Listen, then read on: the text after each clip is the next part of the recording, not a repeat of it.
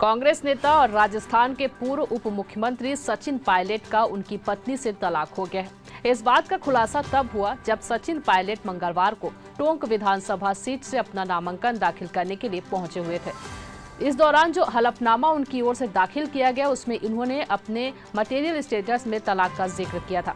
सचिन पायलट की पत्नी का नाम सारा अब्दुल्ला था, जो कोई और नहीं बल्कि जम्मू कश्मीर के पूर्व मुख्यमंत्री फारूक अब्दुल्ला की बेटी और उमर अब्दुल्ला की बहन है। सचिन पायलट और सारा अब्दुल्ला ने लव मैरिज की थी। दोनों हालांकि राजनीति के बड़े घरानों से ताल्लुक रखते हैं, लेकिन आम भारतीयों के परिवारों की तरह इनको भी लव मैरिज में खासी अड़चनें झेलनी पड़ी थी।